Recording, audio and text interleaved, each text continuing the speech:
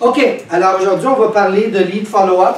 On avait commencé ça la semaine passée. Je vais continuer à parler de ça aujourd'hui. Et on va parler de listing presentation. C'est bon? Good.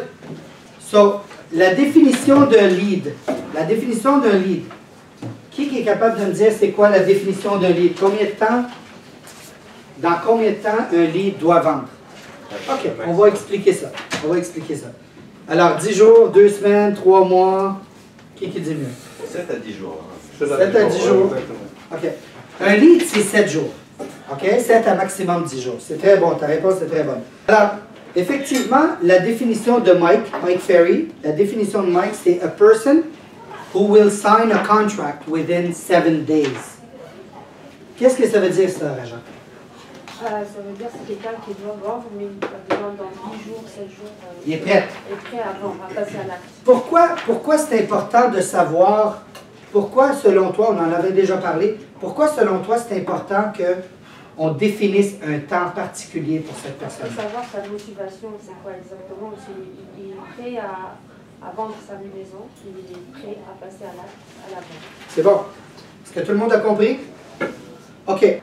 Le lead follow-up, il faut être fanatique de ça. Qu'est-ce que ça veut dire être fanatique? Est-ce que quelqu'un est capable de me dire c'est quoi?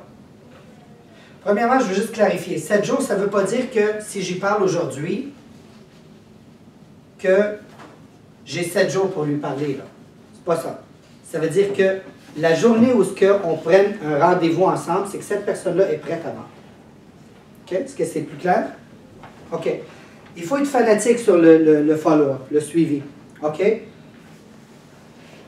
S'ils vous ont donné leur nom, s'ils vous ont dit c'est correct de me rappeler, il y a une raison pour ça. OK? Ils ne sont peut-être pas 100% prêts aujourd'hui.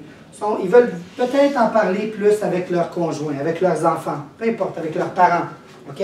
Mais il y a une raison pourquoi ils vous ont donné le nom. Fait qu'il faut être fanatique, il faut vraiment faire le mot suivi, il faut vraiment faire ces suivis de suivi. OK? So we have to follow up on it. Étant donné que vous avez 7 jours pour convertir un lead ou un lead pour un rendez-vous, c'est quoi la définition? OK, on a des prospects, right? On appelle 30 personnes. On a des rendez-vous. Un lead, c'est entre les deux. C'est la personne entre les deux, là. On essaye de prospecter. Oui, vas-y, explique. C'est quelqu'un qui est intéressé à vendre, mais a besoin de quelqu'un pour le convaincre. Tu n'as pas réussi à prendre le rendez-vous. Oui, c'est exactement ça. Il est prêt. Il veut vendre. Il est un petit peu hésitant. Tu essaies de le closer pour un rendez-vous 1 fois, 2 fois, 3 fois, 4 fois. Combien de fois qu'on essaye? 7 fois. Au bout de 7 fois, on n'a pas réussi à le convaincre à aller à un rendez-vous. On lui demande. Votre prénom, c'est quoi? Adam. Monsieur Adam, est-ce que c'est correct si je vous rappelle d'ici une semaine? Oui. Oui. Quand est-ce qu'on le rappelle? Dans 3 jours. Le C'est mois. bon, j'adore, quand même. C'est parfait. Donc, mes formations fonctionnent. Good. Alors, effectivement, on coupe ça en moitié. Ou c'est peut-être lui qui va dire, écoutez, monsieur, on n'est pas prêt maintenant, on veut en parler, moi et ma conjointe. Rappelez-nous dans une semaine. On le rappelle quand? Dans 3 jours. OK? On coupe toujours de moitié. Il veut qu'on le rappelle dans 1 mois. On le rappelle quand? En 15 jours. Good. Good. Alors, étant donné qu'on n'a pas beaucoup de temps pour convertir un lead à un rendez-vous, il faut utiliser le 3-3-3 rule, le 3-3-3 rule. C'est quoi? Qui est capable de me dire c'est quoi? Vous l'appelez 3 fois. Il faut l'appeler 3 fois. Ouais. Donc, le premier 3, ça doit sonner 3 fois si vous le faites manuellement. Dans le dialer, vous n'avez pas ce problème-là. Le dialer le fait 3 fois, la 4e, il flush, il ne va pas à la 4e. Vous n'avez pas ce problème-là. Mais si vous faites le travail manuellement, vous appelez manuellement, 3 coups de sonnerie, pas plus. Pourquoi? Parce que ça peut l'énerver. Parce que la 4e commence à l'énerver. Puis s'il est en train de faire de quoi, puis que ça sonne plus que 3 fois, puis qu'il doit se lever pour aller chercher ça, puis c'est un courtier, je vous garantis que ça ne sera pas bon. OK? Il est en train de peinturer, puis là, dring, dring, dring, dring. Ah, Christ, il laisse tout s'en va, puis là, c'est quoi? Oh my God, that's not gonna be good. OK? 3 fois, that's it, vous raccrochez. Vous parlez, vous essayez de le rejoindre 3 fois. Donc, vous parlez avec quelqu'un 3 fois, vous n'êtes pas capable de rejoindre le vendeur. Vous parlez avec sa fille, son fils, impossible à rejoindre. Chaque fois, il vous donne une raison. Ah, ben, mon père n'est pas ici. Mon père ou ma mère est au travail. Ou vous l'appelez le soir, ça ne marche pas. Peu importe, vous n'êtes pas capable de rejoindre Adam qui est vendeur. So, le third rule of three.